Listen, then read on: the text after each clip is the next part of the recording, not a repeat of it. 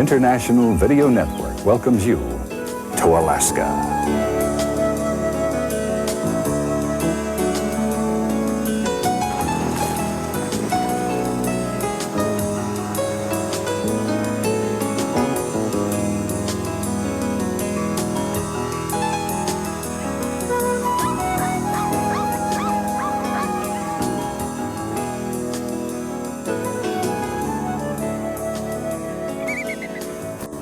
Alaska, a land so vast it defies the imagination. A wildness so profound it draws you back to your place in nature. People that warm the heart, and a heritage that spans the breadth of human history.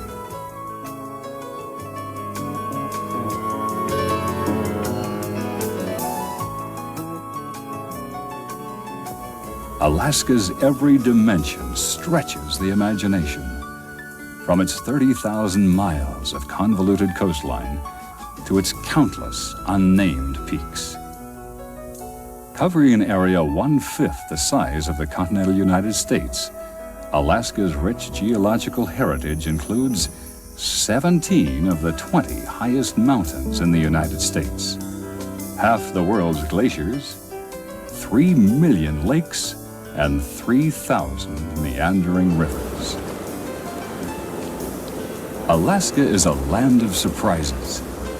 To many people, Alaska means snow, ice, and cold.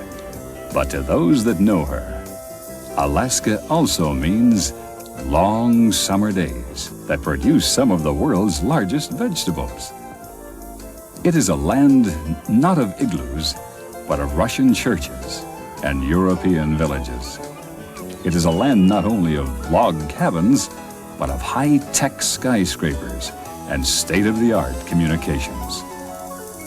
Visitors expecting to observe nature in Alaska may find out how much a part of nature they are when they observe a grizzly bear picking up their scent in the wild. The unexpected seems to be the norm in Alaska. It's not uncommon to find people fishing at midnight, or to see a sunset at noon. In some places, the summer sun never hits the horizon. And in winter, the northern lights can turn the sky into a dazzling display of dancing illuminations.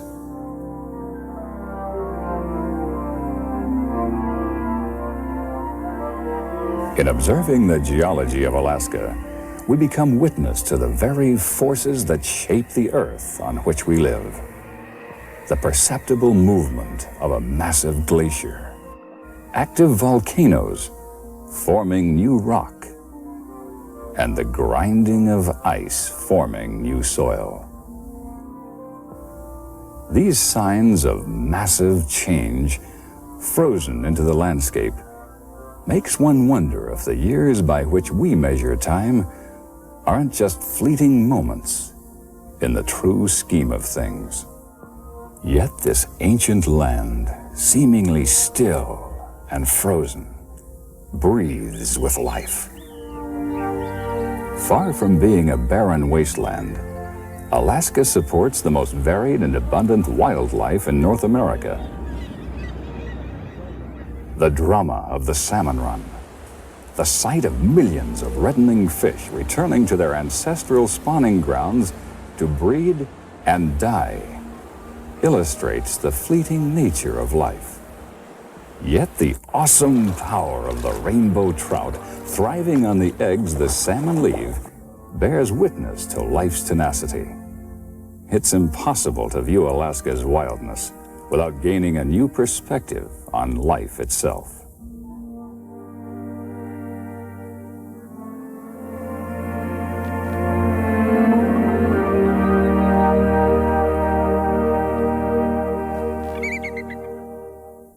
The majesty of Alaska's diverse wildlife is matched by the equally fascinating diversity of its people. Modern Alaskans have one thing in common. Every one of them is here by choice. The more recent arrivals have come here to partake of Alaska's many economic opportunities, or to enjoy the freedom and contact with nature the Alaskan lifestyle affords. In addition to the modern Alaskan, the Eskimo, the Indian, and the Aleut have maintained their cultural identity in small communities scattered throughout the 50th state. The indigenous natives, the Indians and Eskimos, whose aboriginal homeland this is, have fared better than their cousins to the south and are committed to preserving the values of their native cultures. The very size of Alaska encourages diversity in its people. Many communities remain isolated by distance and terrain. And it's this same isolation, the empty spaces on the Alaskan maps, that visitors to Alaska find irresistible. The major highways cover only a small portion of the state, and of these, only a few are open year-round. Many towns are accessible only by plane, or in the case of some northern coastal towns, by barge during the summer months. The airplane plays a major role in all aspects of modern Alaskan life. Owning a small plane is not a luxury reserved for the wealthy, but a commonplace necessity. One of 3 Alaskan citizens has a pilot's license, giving the state more private pilots per capita than anywhere in the world. And instead of a main street, many communities have an airstrip down the center of town. It would be difficult to see very much of Alaska without spending some time in a small plane. Charter air services are readily available throughout the state. Fly-in fishing trips are popular and provide the wilderness experience of a lifetime for the adventurous angler.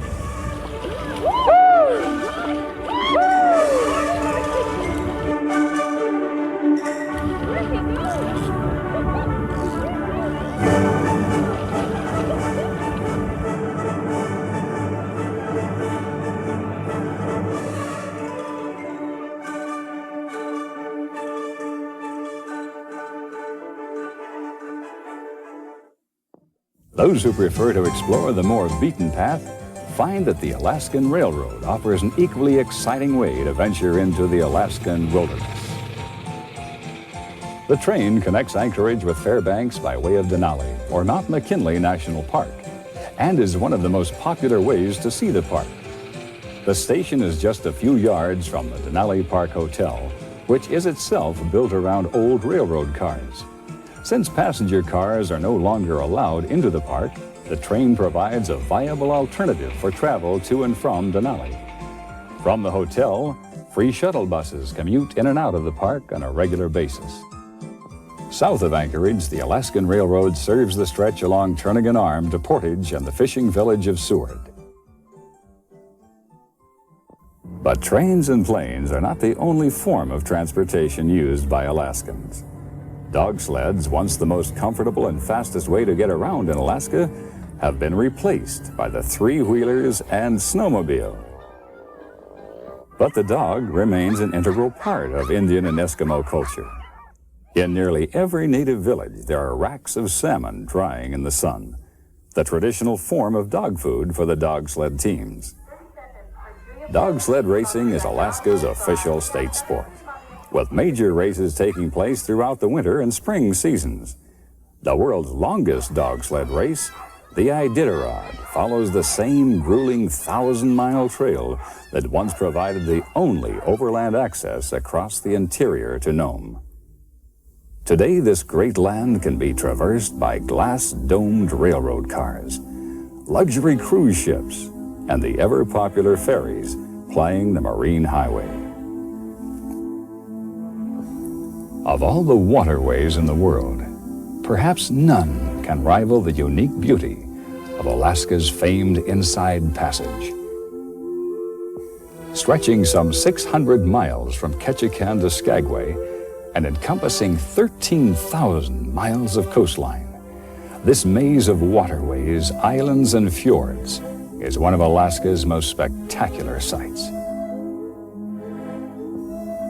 Here on the Inside Passage, our everyday world dissolves, and we enter a seaborne planet on which forested islands seem to float, a world where the watery fingers of fjords stretch out to distant glaciers. It's a world where a passing bird may be a seagull, or it may be a bald eagle, where whales and porpoises break the calm of a horizon of merging sea and air.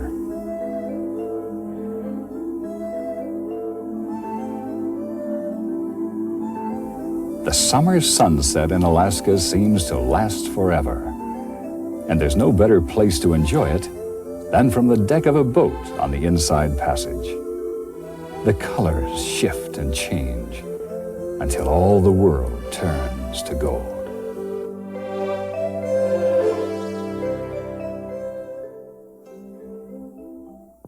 The town of Ketchikan is the first in a string of Alaskan communities accessible only by sea or air. Although Ketchikan almost never sees snow or ice, it is one of the rainiest places in North America, averaging some 154 inches of rain per year. Despite the rain, Ketchikan is a popular vacation spot, due in part to its outstanding sport fishing and its close proximity to the lower 48. Years before the present town was here, this was a fishing camp for Haida and Tlingit Indians, who left a visible legacy of their proud culture. These mysterious, awe-inspiring totem poles, combining both human and animal forms, are genealogies, stories of family deeds. A symbolic record of a non-literate people, they demonstrate the Indian belief that man is involved in a deep kinship with nature. The totemic animals, the raven, the bear, the shark, the wolf, and the eagle, are not just animals, but true relatives on this earth. A lot of times there's a pride that is involved in being native, in being an Indian, and that has kind of been lost. Carving is kind of considered a lost art, but the whole idea is to try to revive it. I think it's very important to try to develop or pass on or even inspire some of those individuals that are that have a little interest in carving.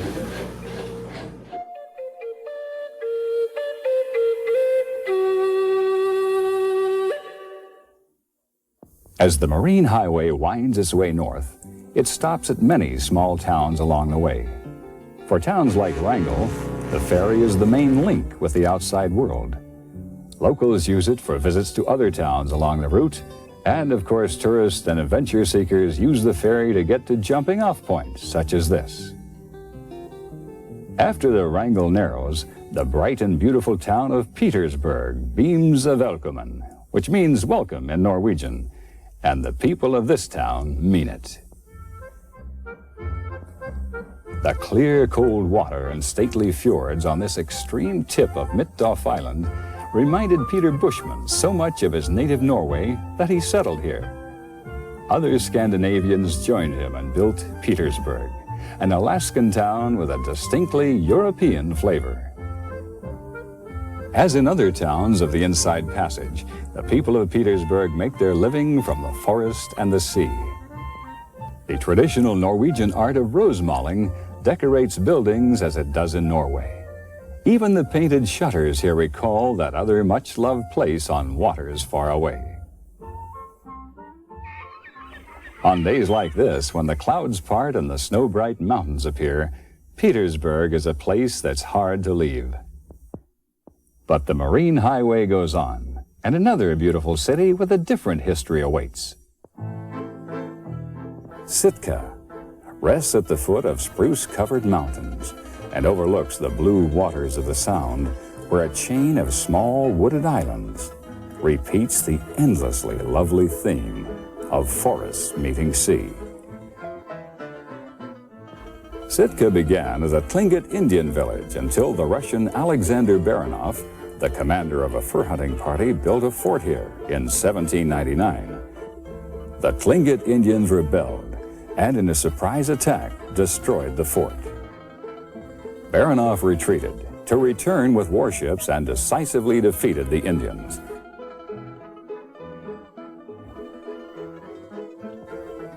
Baranoff then built a castle on this hill, but only the cannon remains today.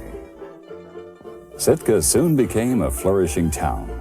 It was here that the Russian flag was lowered in 1867 when the United States bought all of Alaska from Russia for the then outrageous price of $7.2 million, less than 3 cents an acre. Sitka became the capital of the new territory until the early 1900s when it was moved to Juneau. Timber, fishing, and government keep Sitka thriving, and tourism is growing. St. Michael's Church is one of the finest examples of rural Russian architecture in Alaska. When this 150-year-old building burned down in 1966, the people saved the doors and priceless icons and rebuilt the church exactly. This stately building is the first of 5 homes the state of Alaska has built for its older citizens. The Old Pioneers' Home honors the original settlers of Alaska, and the statue of the old pioneer was modeled after Skagway Bill Fonda. The Sheldon Jackson Museum houses an excellent collection of antique and modern Indian artifacts and totem poles. In its own way, this native art is a forceful and graphic history of the events that shaped the region. Nearby, Sheldon Jackson College operates a salmon hatchery, which visitors can observe from viewing platforms. Beyond the hatchery, the yacht harbor lies nestled in a beautiful natural harbor, one of the reasons why Sitka became the first capital of Alaska. In the early 1900s, the swell of gold rush activity moved Alaska's political and economic focus north to the town of Juneau. Juneau is a busy, modern city thrust against a 15,000 square mile ice-capped range of mountains with water on the other side. In Alaska, nature dwarfs human achievement, and yet up against these elemental forces, the people persist and even thrive. Not only do they thrive, they have fun. Juneau still has the rollicking energy of those 2 miners, Joe Juneau and Richard Harris, who discovered gold here in the 1880s. In the 1940s, the mines closed, and government replaced mining as the chief occupation. But Juneau never lost that frontier sense of optimism and excitement. There are, of course, all the modern buildings that one would expect in a state capital, but the real flavor of Juneau is that of the Old West.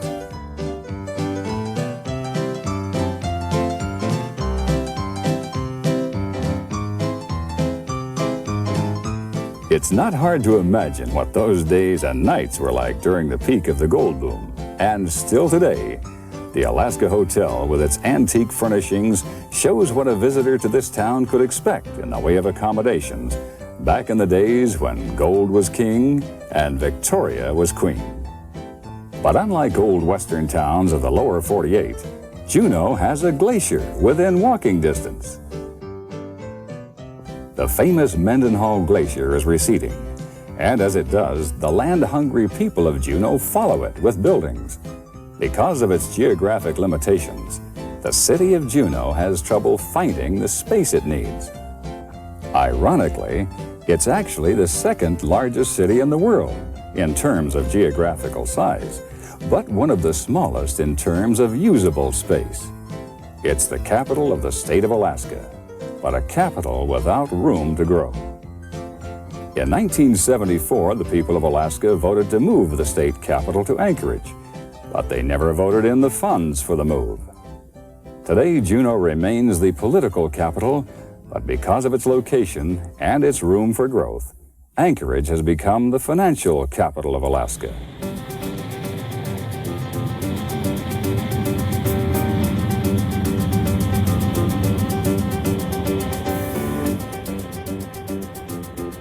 To any big city dweller, Anchorage seems like a small town. Yet fully half the population of this immense state resides here.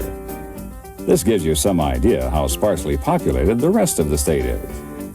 Despite its small size by lower 48 standards, Anchorage has its share of city hustle and bustle.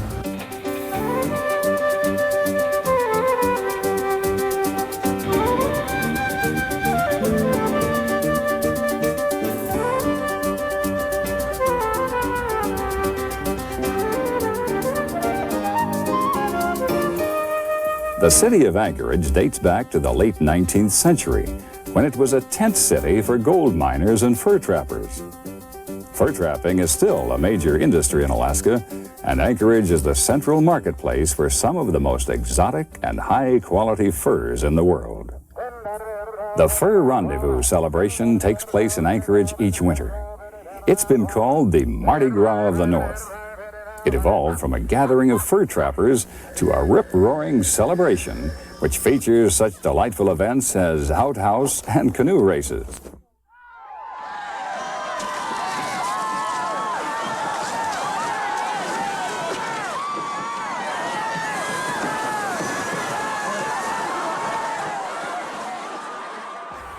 In addition to furs, Anchorage offers unique opportunities to buy native art and craft items from throughout the state.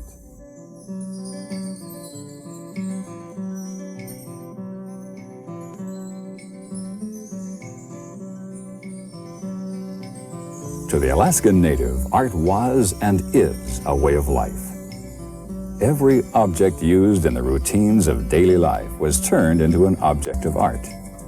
Scrimshaw, ceremonial masks, and ivory carvings are but a few of the art forms available in these shops.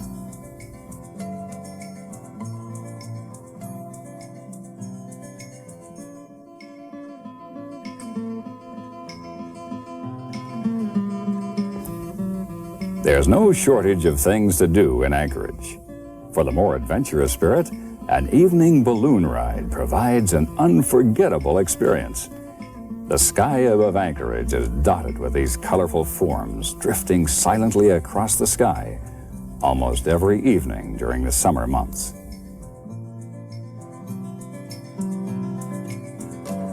Many prefer to stay closer to the ground and see Anchorage from the second story of one of the free double-decker buses serving the city. One of the more popular day trips from Anchorage follows the Seward Highway along Turnagain Arm past the Potter Point State Game Refuge on the way to Portage Glacier. Potter Flats, a mere 10 miles from Anchorage, is a wonderful place to view wildfowl. Over 130 species of migratory birds feed and nest here. The road to Portage Glacier also passes several areas where salmon spawn in creeks adjacent to the road. Just inside the park, a viewing platform extends out onto the water for a bird's-eye view of this natural spectacle. Portage Glacier itself is one of the most photographed spots in Alaska. This clear blue lake with its thousands of floating icebergs becomes a playground for hundreds of visitors every day.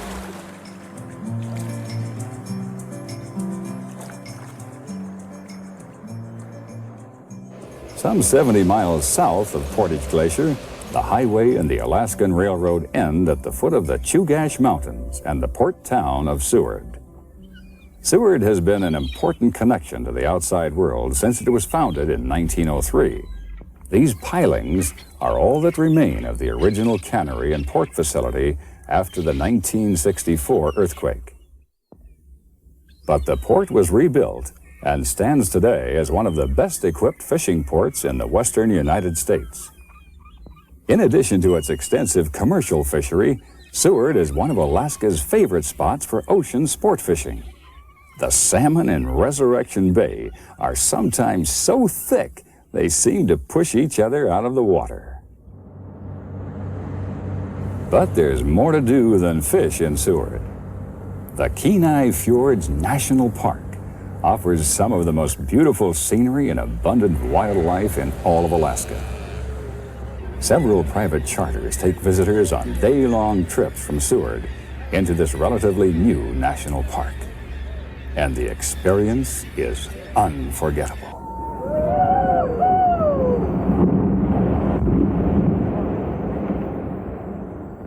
These enchanting fjords, stretching from Seward to the southern tip of the Kenai Peninsula, are the flooded valleys left by the ancient glaciers and provide the ideal habitat for thousands of migratory birds and a multitude of rare and beautiful animals. As the boat rounds the point of each new bay or fjord, a unique and stunning panorama unfolds. Majestic bald eagles nest on the isolated islets left by the weathering of surf and wind. Dramatic rock arches jut out of the azure waters, framing the distant glaciers and echoing the sounds of the surging swells. The playful dolphins can often be seen riding the waves created by the wake of the boat.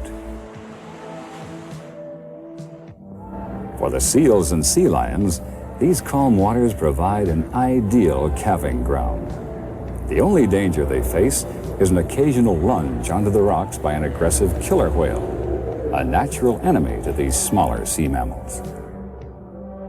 And then there are the birds, thousands of them. Over 175,000 birds of some 18 species, including the famous puffin, make their nests here every year. Sea otters are perhaps the most lovable of all the seagoing mammals. These living treasures of the Northwest were almost hunted to extinction for their luxurious pelts. Protective legislation has now increased their chances for survival, at least here in Kenai Fjords National Park.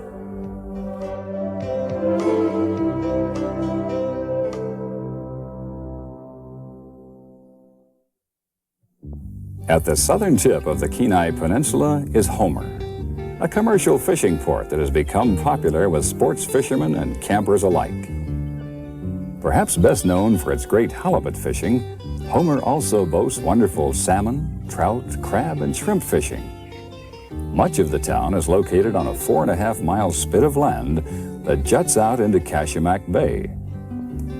On one side of the spit lies the harbor, home of a large commercial fishing fleet and some 80 sports fishing charter boats and hundreds of small private craft. Homer is one of the favorite places to fish for Alaska's famous giant halibut. Fish over 100 pounds are common, and very few fishermen are disappointed in these halibut-rich waters. The beach across from the harbor provides a clear view of St. Augustine, an active volcano that last erupted in 1986, spewing ash over much of this area. Nearby, the Valley of 10,000 Smokes on the Alaskan Peninsula provides a close look at an area of active volcanic activity. Beginning 100 miles southwest of Homer, this area is the site of a massive volcanic eruption which occurred in 1912. The explosions that created this moonscape were so immense that they were heard 750 miles away in Juneau. This area is also one of the most popular sports fishing regions in Alaska, if not the world. The Alaskan Peninsula is almost entirely devoid of roads, and the bears make the trails. Here, as in many parts of Alaska, the small plane is the main means of transportation, and the many fishing lodges scattered throughout the region rely heavily on small float planes to get their guests to the spectacular fishing grounds the Alaskan Peninsula is famous for. Nearly a dozen species of freshwater game fish inhabit this unique area, which has produced more world records than any other part of Alaska.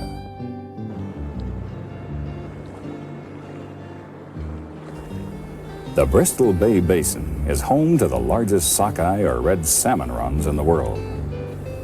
Each summer, millions of mature salmon averaging 8 pounds migrate back to Bristol Bay tributaries to spawn.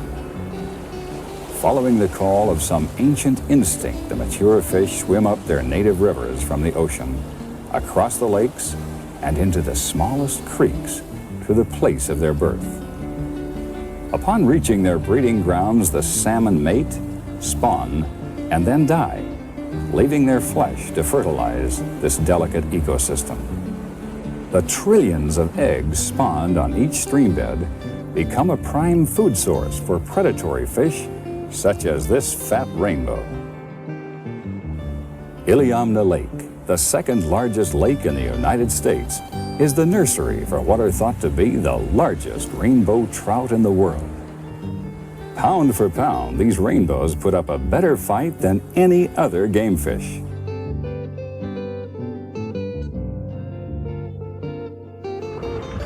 On the coastal rivers, fresh silver salmon provide unforgettable fishing for even the most jaded angler. These fish, just entering the streams, are full of the strength they will need for their long journey. All of the Pacific salmon enter freshwater as bright silver-sided fish, but eventually change color and shape as they move upstream to their spawning beds. Other animals make their homes in these waterways. Beavers often change the course of the rivers, and another creature makes his presence known by a network of trails and indentations in the grass. The coastal brown bears are the largest land-living carnivores in the world today. The Alaskan brown can weigh up to 1,300 pounds and can grow to 8 or 9 feet in length. Although they are cousins of the grizzly, the coastal bears are much better tempered and present little or no danger to prudent visitors. During the fishing season, these magnificent creatures are completely preoccupied with eating and scarcely seem to notice their human visitors as they devour fish after fish, storing up to 1/3 of their body weight in rich protein for the coming winter. One of the most popular places to watch the activity of bears in Alaska is here at the Brooks River. This short river is the site of several extensive salmon runs and the predictable return of large numbers of bears each summer.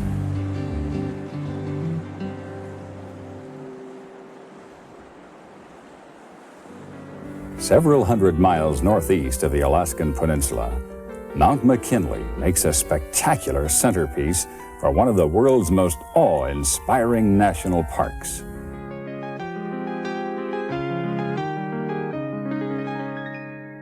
Nowadays, more often called by its original Athabascan name, Denali, meaning the high one, this largest mountain in North America is the proud pinnacle of the 600-mile Alaskan range. Due to its immense size, Denali affects the local atmospheric airflow patterns and actually creates its own weather systems. As a consequence, the mountain is often shrouded in clouds and hidden from view within the park, while it can be clearly seen from hundreds of miles away. The 90-mile road leading into the heart of the Denali Wilderness area offers easy access to what is truly one of the most dramatic wilderness experiences left anywhere in the world.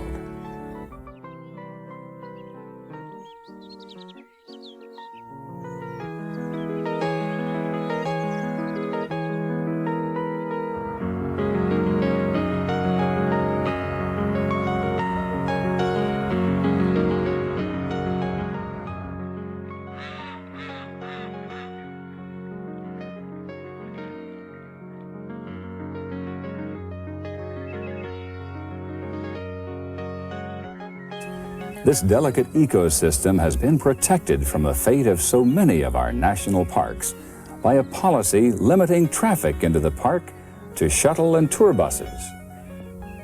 This restriction actually enhances the Denali experience. In this more peaceful environment with uncluttered roads, the animals come much closer to the road than they did before the restrictions were imposed. And there are other ways to see the park. Several companies offer flight-seeing excursions into the park, and raft trips are available on the nearby Nenana River. The river trip features Class 1 and 2 rapids most of the year, so there's not much chance of getting wet. A safe adventure that is fun and suitable for the whole family.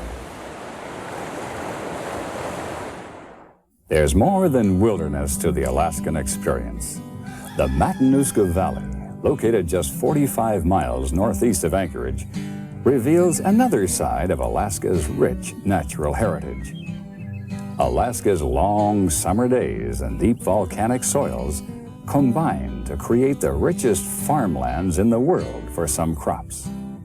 The area actually holds several world records for gigantic vegetables such as these giant 80-pound cabbages grown by Jane Dinkle. In the lower 48, you've got to understand that we have the long daylight and cool summers.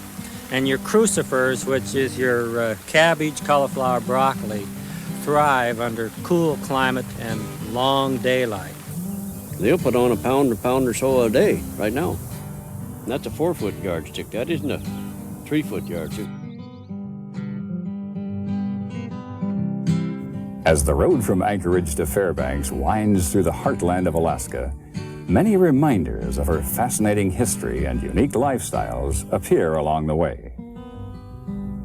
Throughout the state, many fine examples of Alaska's indigenous form of architecture can be seen. Even today, the classic log cabin has proven to be the most practical type of building and is used for everything from doghouses to churches. Fitting perfectly into the Alaskan landscape and built from readily available materials, these sturdy buildings are able to withstand huge snow loads and the stresses of thermal expansion. Natural burls, which grow on trees like this one, are often seen incorporated into these rustic structures.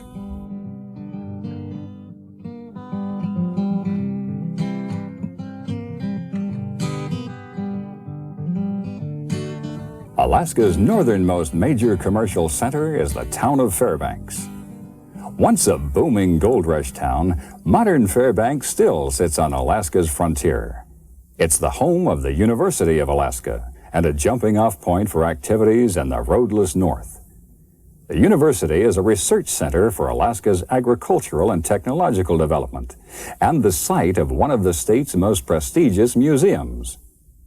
The Fairbanks Museum houses elaborate displays on native Indian and Eskimo culture, wildlife, and technology. These exquisite examples of ornate apparel were fashioned from the many natural materials available to the native Alaskan. The beauty and craftsmanship of the artifacts on display here reflect a worldview that is as worthy of preserving as the endangered species that once shared this great land with its first human inhabitants.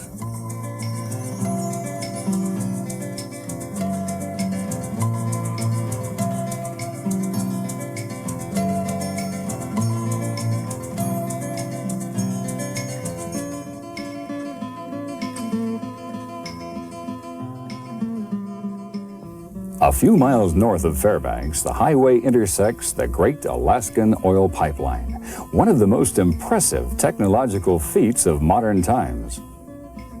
Although the pipeline looks a little incongruous winding its way through the wilderness landscape, it was designed at a time when America was just awakening to the need for ecological preservation. And it has many ecological safety features built into its design. Portions of the pipeline are elevated to allow the unimpeded migration of the caribou. The pipeline is designed to slide on Teflon sleds as changes in temperature cause it to expand and contract. Expansion bumpers provide cushioning for these changes and are a part of the engineering features that assure structural integrity during an earthquake of up to 8.5 on the Richter scale. In order to keep the warm oil in the pipeline from melting the permafrost below, the posts suspending the tube are actually fitted with refrigeration coils. The high-tech design of the pipeline is quite a contrast to the old machinery displayed here in Alaskaland's mining valley. This large theme park, built by the state of Alaska and open to the public free of charge, also features a reconstruction of downtown Fairbanks during the gold rush days. These log houses were actually moved here from the old town center. A ride on the miniature model steam train is popular with the kids and a good way to explore the park. For a longer trip into Alaska's past, visitors board the Steamboat Discovery, the last stern wheeler on the Chena and Tanana rivers. The leisurely 4-hour excursion is run by the Binkley family, who have been piloting these riverboats for 3 generations. A few miles north of Fairbanks on 9 Miles Steese Highway, another fascinating piece of Alaskan history awaits. The famous No. 8 gold dredge. This 5-story, 250-foot rock-eating monster took its last bite of this rich placer deposit in the late 50s. Today, amateur prospectors try their hand at panning the gravels that lay just out of reach of the giant machine when it stopped working. Gold fever still kindles the Alaskan imagination, and nowhere is it more contagious than in Nome. There's still millions of dollars worth of gold trapped in this frozen ground, and there are still quite a few people making a living mining here. In fact, the Alaska Mining Company recently offered to move the entire city of Nome to a nearby location, which it had already worked, just so it could retrieve some of the ore trapped beneath these historic streets. Before 1898, the year the 3 lucky Swedes discovered gold here, there really was no city of Nome. The following year, gold was discovered in the sands of this beach, and within 2 years, Nome's population swelled to make it the biggest city in Alaska. The miners who built this town were so numerous on the beaches here that they measured their claims by how far they could reach with a shovel. A walk down Front Street in Nome is like a trip back through time to the Old West. Old-time saloons still line the streets, and fur trappers still work the surrounding hills, using Nome as their base. Several Eskimo villages use Nome as their connection to the outside world, but the real world of the Eskimo begins a little further north.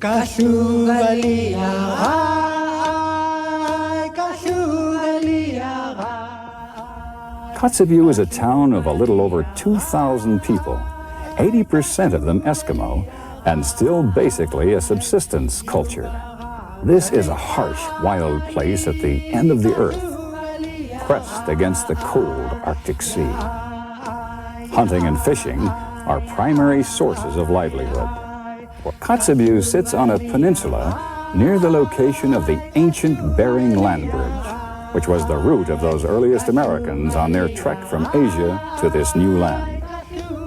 There is archaeological evidence here of settlements going back for millennia. It's this historical perspective that gives the native people of this region the strength to resist the pressures of an imported culture and to preserve their own ways. We've lived in this area for thousands of years. This is an ancient living area for the Inupiat people, and we've lived in harmony with nature. We've lived pretty much in harmony with ourselves, and we believe that the values that we currently have are going to allow us to continue to live here in harmony with nature and one another. The native people here have a true resource in their unproven traditions. Modern cultural innovations are accepted when they serve a purpose, but there is an increasing awareness that for a hunting and gathering people, the old proven ways work best. Here in this living museum of the Arctic, the elders of the village preserve knowledge of this endangered culture to share with visitors who get an unusual opportunity to observe the native culture.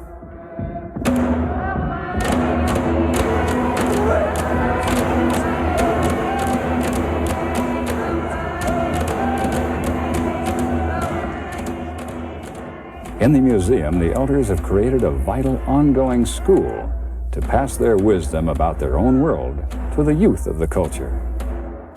Ever since Admiral Perry, the people of the lower 48 have been learning that the Eskimo approach is uniquely suited to a unique environment. These handmade parkas trap body heat and provide ventilation. And the blanket toss, which is now a lively game, served a real survival need in the predominantly flat land with no hills or trees for vantage points. Hunters were tossed up as many as 30 feet into the air, allowing them to survey the terrain and spot game in the distance. This Eskimo version of the latter served a purpose and worked. The imported technology doesn't always work as well as the time-tested ways in this environmentally sensitive land. Here we see a house which must be fitted with an active refrigeration system to keep it from melting the permafrost beneath it and sinking into the ground. Like the tundra around it, the culture of these hardy people is a fragile and sensitive thing. Tundra, once scarred, remains scarred forever. These people know that they're trying to reverse an historical trend by refusing to change the basic elements of their culture. But they feel that it's worth the effort. They know that they are survivors, but they don't just want to survive, they want to survive with dignity and joy.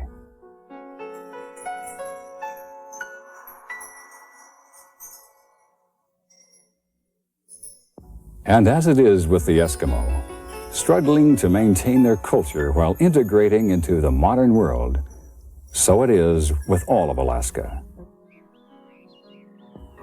Alaska is a rare and fragile window into the natural world. A world where every living thing lives in harmony with the powerful forces of nature. A world where the forces of nature prevail, and man must be in tune or perish. Visitors fortunate enough to experience this wonderful place would do well to experience it on its own terms, without imposing their own day-to-day values on this unique and precious experience. Although one can bring modern creature comforts along, everyone who visits this raw and wild land finds themselves roughing it just a bit. For some, that may mean sleepless frostbitten nights on an ice field at the foot of Mount McKinley.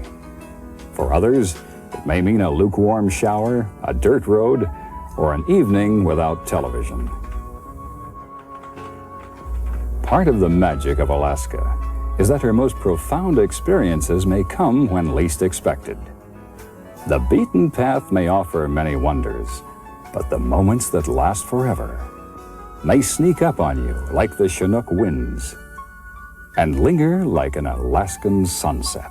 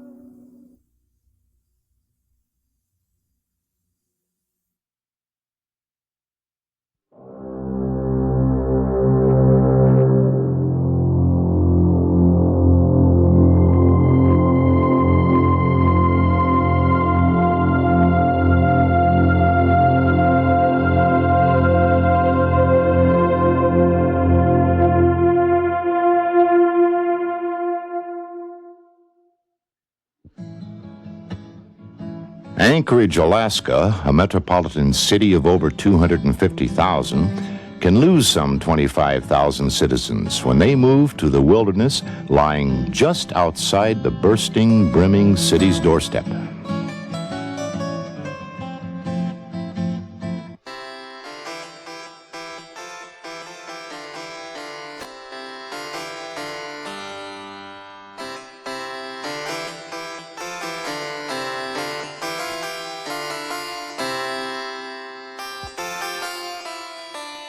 Royal British Navy Captain James Cook landed here in 1774.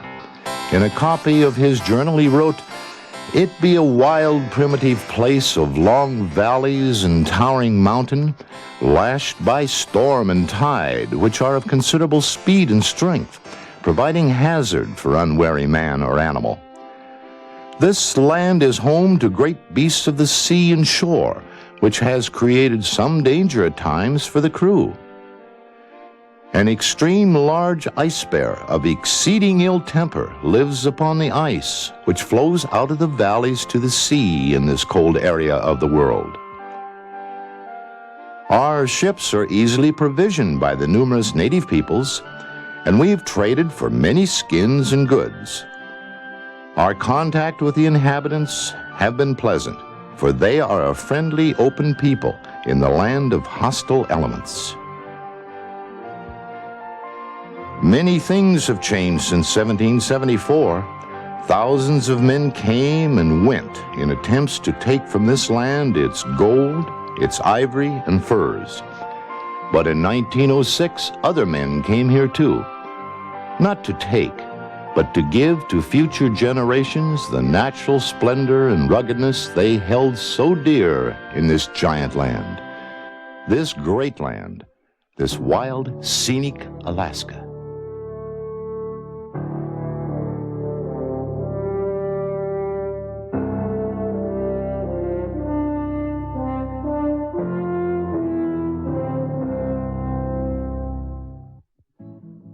For the next few moments, we're going to take you on a tour of Denali National Park and Preserve at an unusual time when few except the park rangers are privileged to see it. The scenes you'll see are those of late fall, winter, spring, and summer, a time when only the animals walk the beauty of this sylvan land.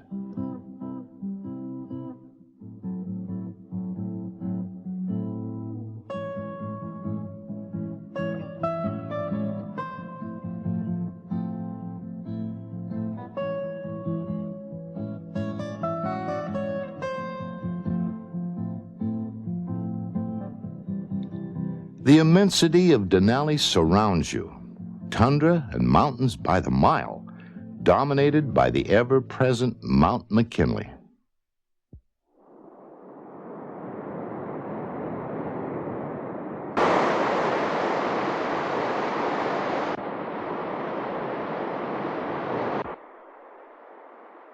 Among icy streams and along wild rivers, the abundance and variety of grass, fireweed, and flowers, nature's clock to winter, and fruits, matches Denali National Park wildlife.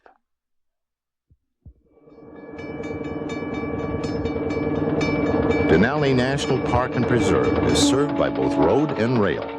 And while there is no rail link with the lower 48, the Alaska Railroad is exciting and viable transportation within this largest of states.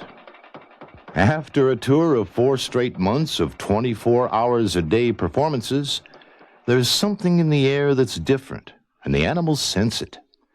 The visitors have left, and the park once again belongs to nature alone.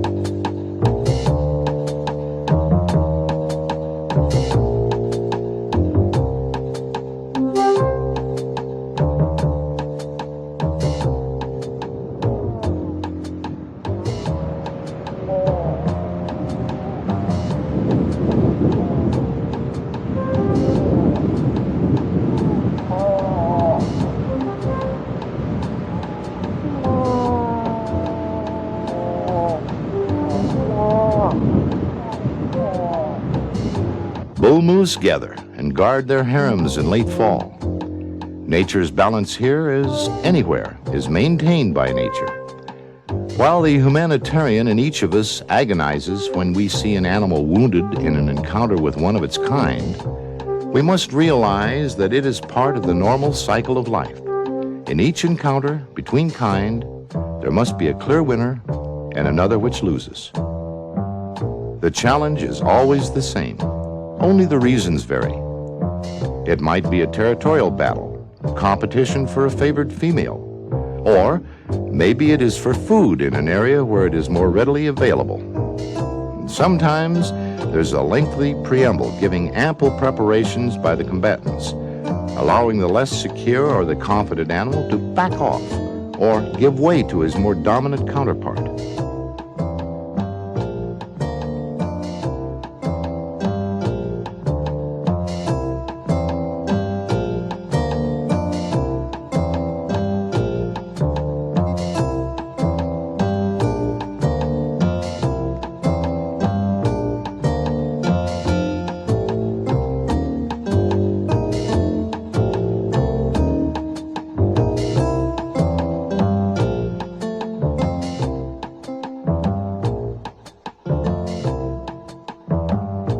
No, not a sound.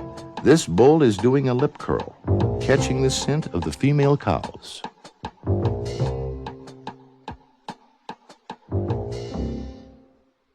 You may only drive as far as Savage River and out again.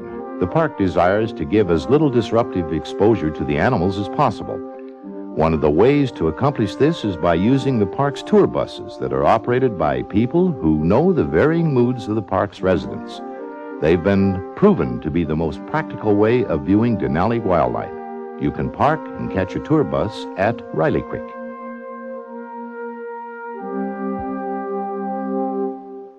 The ptarmigan is found throughout the park.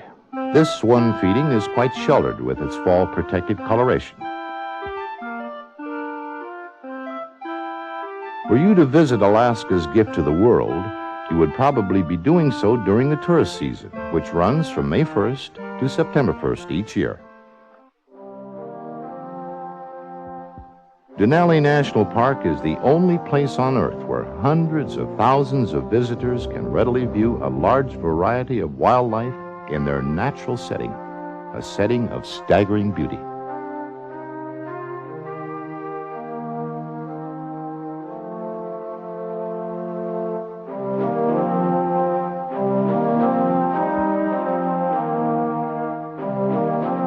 Doll sheep are peculiar to Alaska. Ewes share the babysitting, one ewe caretaking several babies, while the other ladies and some of the older kids lunch on the young, tender avon shoots. Earlier season tourists will see sheep at closer range, for as the snow recedes up the mountain, so do the doll sheep.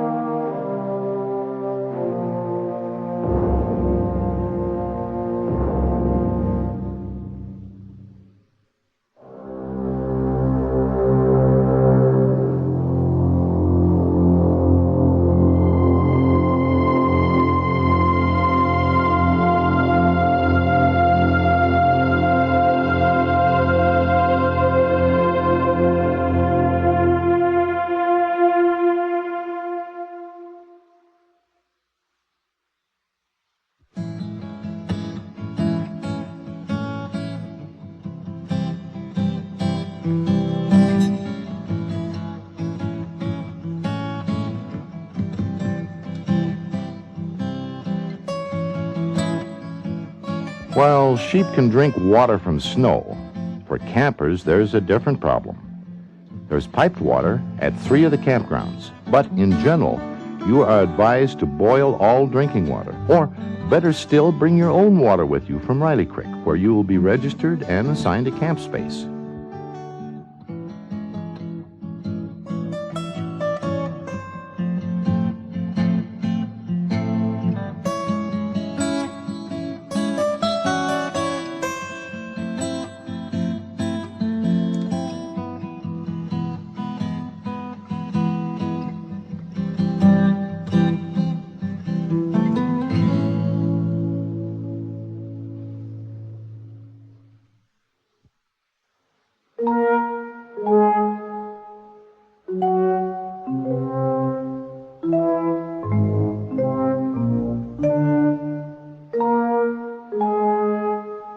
As winter grows closer, the animals, such as the red fox, but each in its own manner, prepares for the severe winter's cold in conditions that will keep man out of their wilderness until early April or May of next year. For now, fall is drawing closer as the leaves take on their golden color.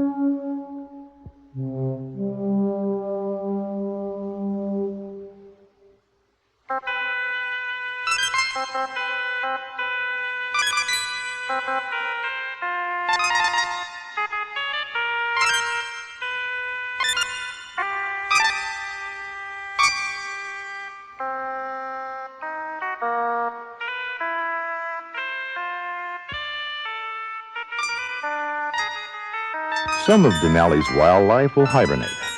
Others, like the ptarmigan, will change color to blend in with their surroundings and minimize their chances of becoming a victim to their next larger neighbor in nature's survival chain.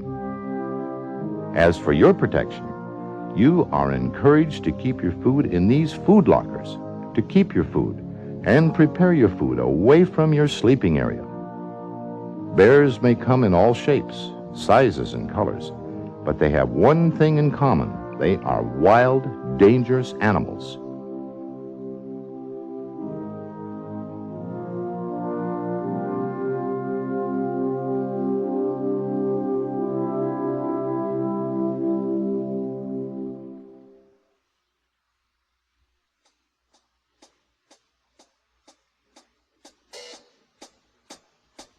These bears are not dangerous because they seek trouble, but because they possess such great strength that any move, regardless of their mood, can be immensely damaging. It belies their appearance, which usually paints a picture of fuzzy clownishness.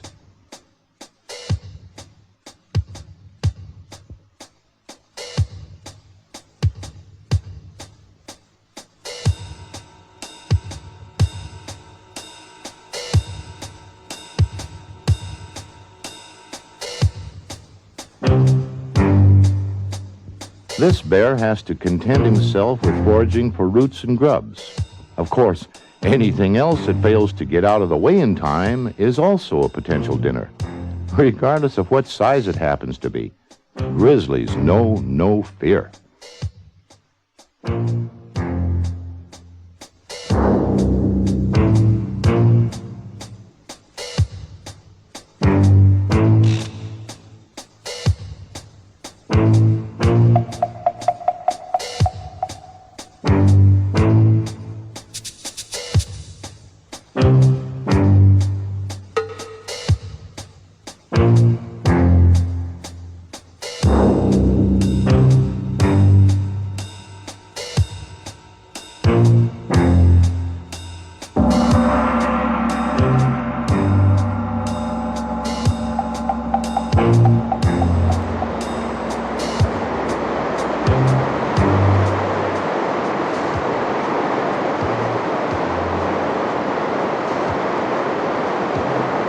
Some of the clear streams of Denali and Wonder Lake will produce Dolly Vardens, hardly accessible to grizzlies.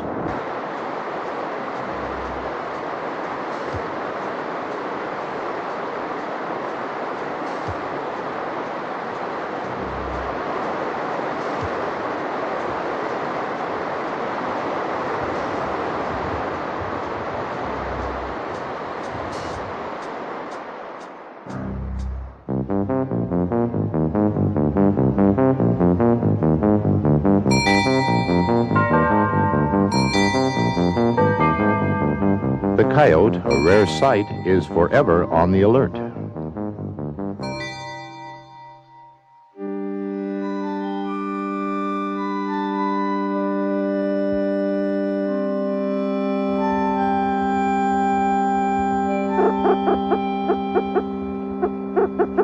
During late fall in Denali National Park, these grouse show off their finest and strut their stuff.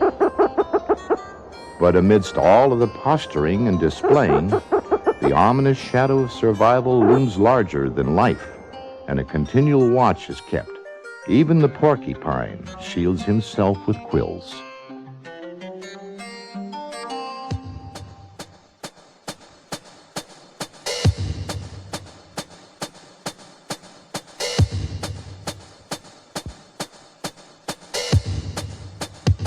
Due perhaps to the humanization, the identities we have endowed animals with throughout the years, like teddy bears, cartoon bears, stuffed cuddly animals of all kinds, we've led our children and ourselves towards thinking of all wild animals as having a regard or a love for people, especially where large beasts are concerned. It may seem irrational, but large, powerful, fierce animals can feel threatened or hemmed in by you a distance the length of a football field away. Lack of this knowledge has led to more incidents and accidents, some tragic, than any other single situation anywhere. If your presence poses any sort of threat, the animal will eliminate that threat in the most effective manner at hand.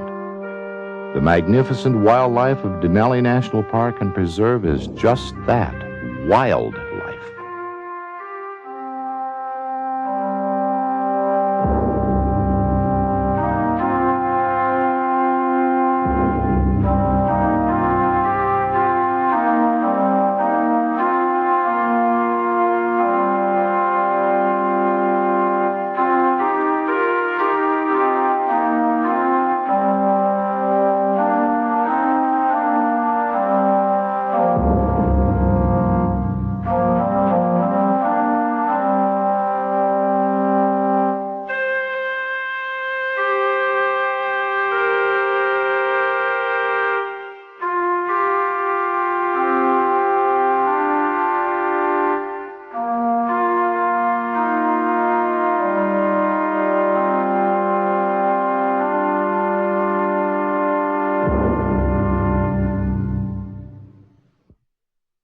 Under the heading of advice freely given and well needed, at Denali National Park are these items for campers and hikers, even climbers.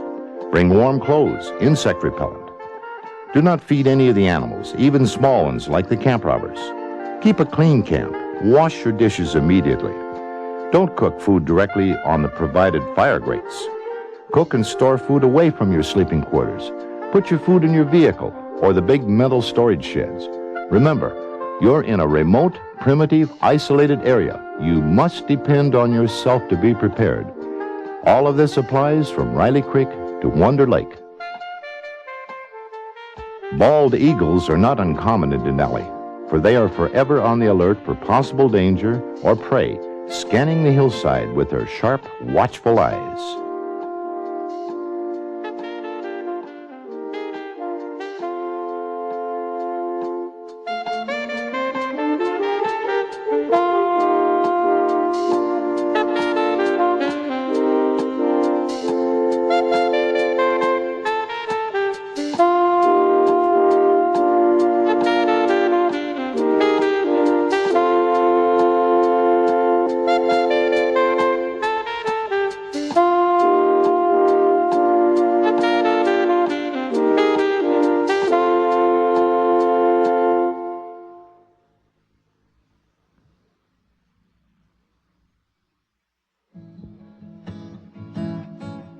Away from Wonder Lake Campground, down the McKinley Bar Trail, to the marshland below Denali's Wonder Lake presents an awesome display of animal life, feeding, preparing for winter, each in its own way, some by eating, some by gathering food, and still others just look on. All creatures, big and small, are affected by and accept this yearly threat to their existence. They do not think as we humans. There are no assessments, pro or con. They just get on with the business of living or dying in one of the most beautiful spots in the world.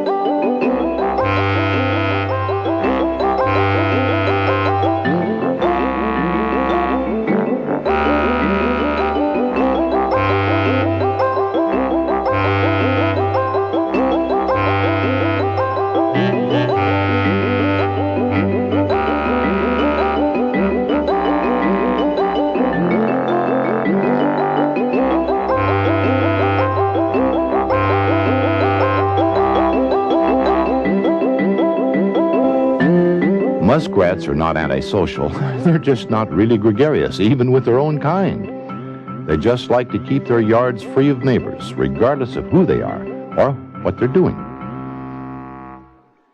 Winter in Denali National Park and Preserve knows no favorites. Those who prepare and stay out of the way of a larger animal survive. Those who do not perish. A harsh way of life? Well, perhaps. But to those involved, a very common situation to be faced daily in the search for food, shelter, or perhaps a mate to perpetuate their kind.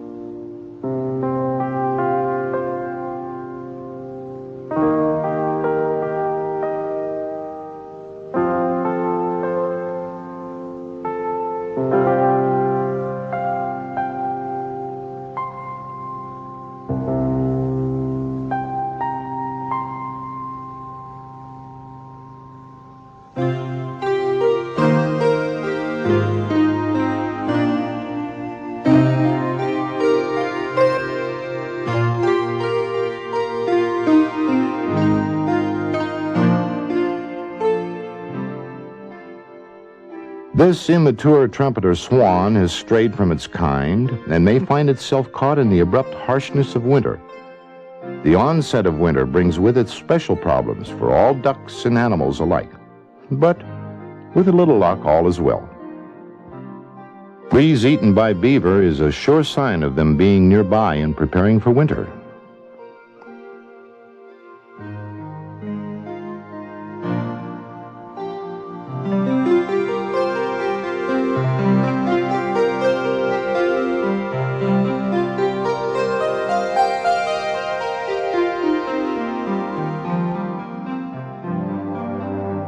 More of Denali's wildlife, on the search for food, getting ready for the harsh, bitter cold of winter. Caribou, unlike moose, are not loners. They travel in bands or herds, and also, unlike moose, will travel in patterns over certain areas for often unknown reasons, not necessarily in search of food.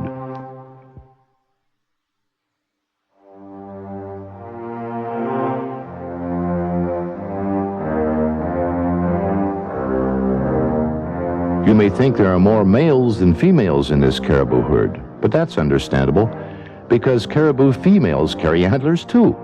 In fact, they're the only member of the deer family which does.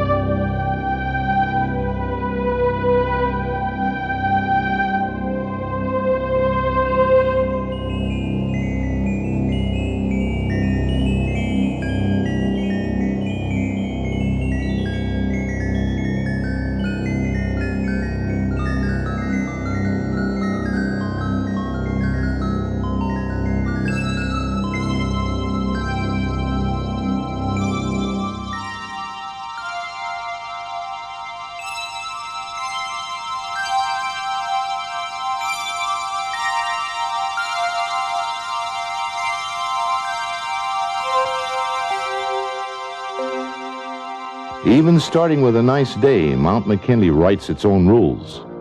The weather follows no pattern or plan. Snow in the middle of July or August is not unusual, and, although it doesn't linger, it's a constant reminder that which applies in most places has no bearing on Denali. But for this time of year, Denali takes on her winter coat.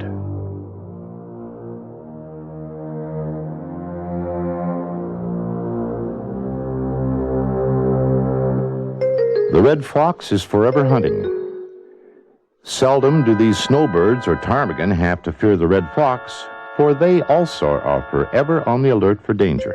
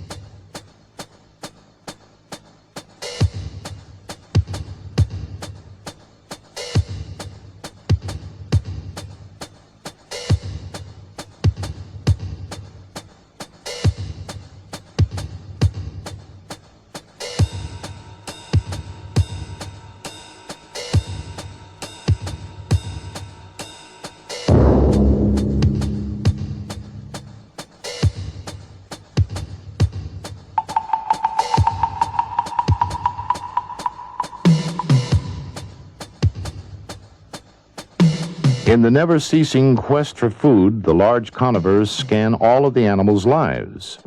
A small mistake may provide the hungry ones a meal. In Denali, the eyes of the hunter seldom close.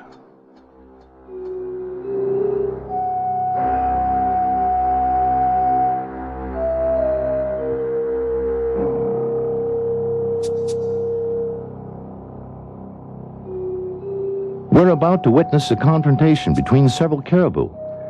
The preamble to their fighting is very much similar to that of the moose, in that it involves scraping the ground and rattling of antlers on the bushes or the trees.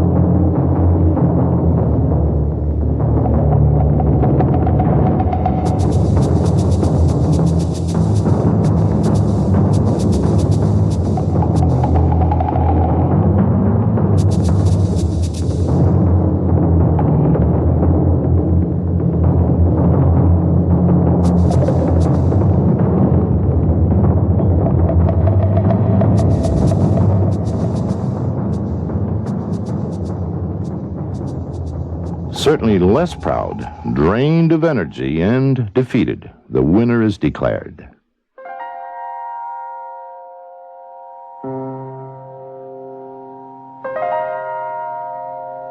Finally, the 8 long months of winter survival begins to draw to a close. Instead of freezing, melting marks the activities of the somewhat longer days. Beneath the snow, new life is stirring in the burrows and in the dens. Varmints are starting to preen themselves.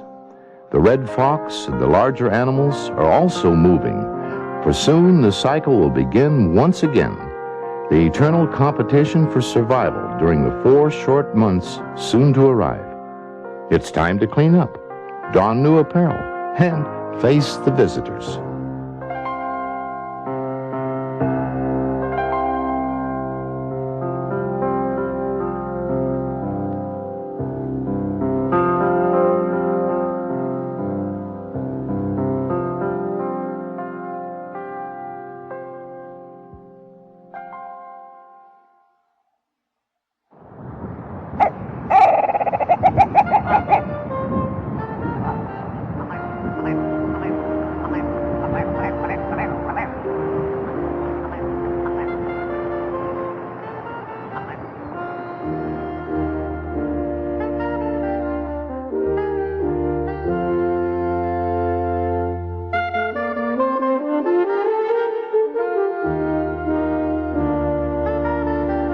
The ptarmigan, forever on the go and changing color from season to season.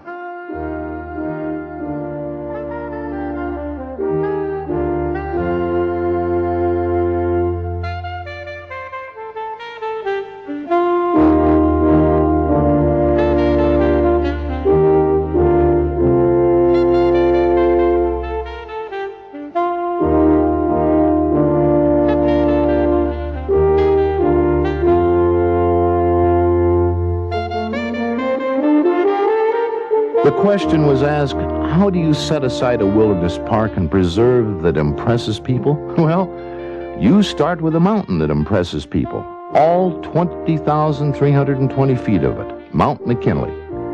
The Russians call it Bolshaya Gora. Various local Indians call it Dolaika, Denali, and Tralaika. All of these names translate to the name eventually given, Denali, meaning the high one. It may seem like an ambitious project preserving a wilderness area this large. The park superintendent puts it this way: we're attempting to conserve the scenery, the natural and historic objects and the wildlife, while providing for the enjoyment of same in such manner and by such means as will leave them unimpaired for the enjoyment of future generations. And then he added, this is a world-class environment. In 1917, the nation officially set aside 1.9 million acres, which is designated Mount McKinley National Park. And for years, the park carried the name of the mountain. In 1980, in deference to the people, the park and preserve were renamed Denali. And with that renaming came an expansion in size, so that today this eternal example of the Creator's hand covers an area larger than the state of Massachusetts. Denali National Park and Preserve is a monument to the vision and the efforts of just a few men. Men who stand alone in attempting to keep for all of us an area of the great land that remains now nearly as it has been for the last 500 years.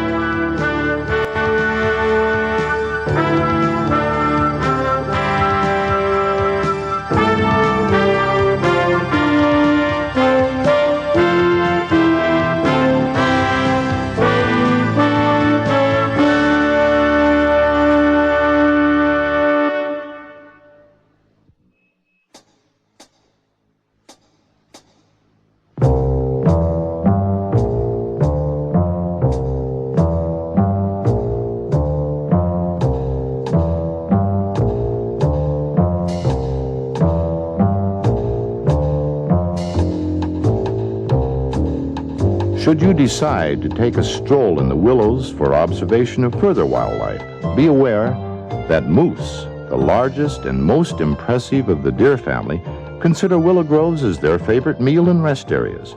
They feel they have exclusive rights to these groves, whether it's a previous riverbed or an old burn. Remember also that moose calves stay with the cow for the first year or two. So any disturbances you create involve the protective instincts of the mother.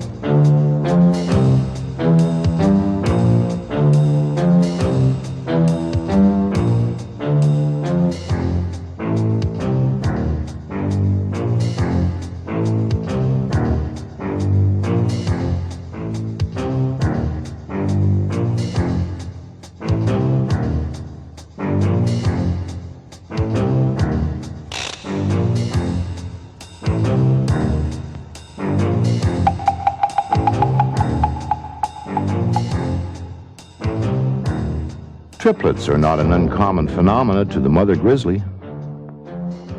Regardless of the awesome sizes, whether moose, sheep, or grizzly, kids are still kids.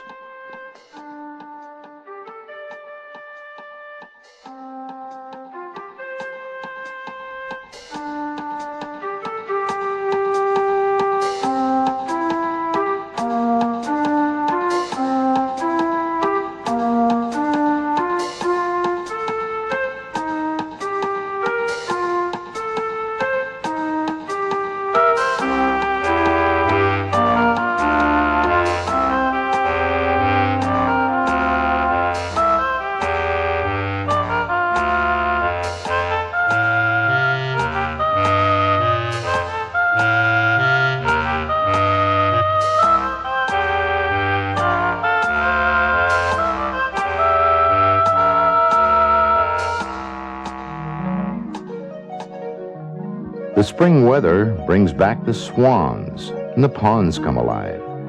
Marshland activity increases, and with it, the extreme beauty of nature.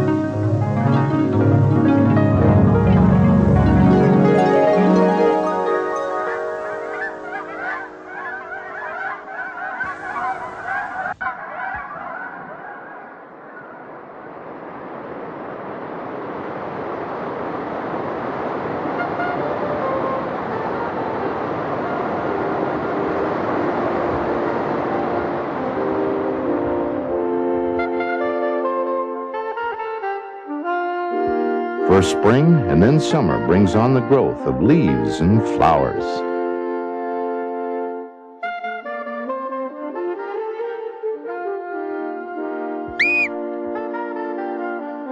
The marmot hides in the forest valley quiet places.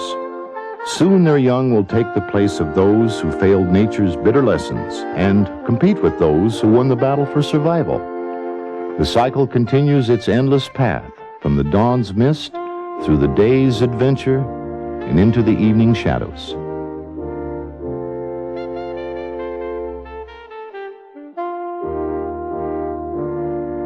Blooms of every description stretch into the warm Alaskan sunshine, days that last over 22 hours. All of these bring a profusion of plant life to former dull vegetation, coloring the park in all directions for miles around. The season is short. The growth rate is accelerated. Early summer will not be denied, and with it comes the rebirth and the rearing of Denali wildlife. The animal and the waterfowl have mated and bore their young.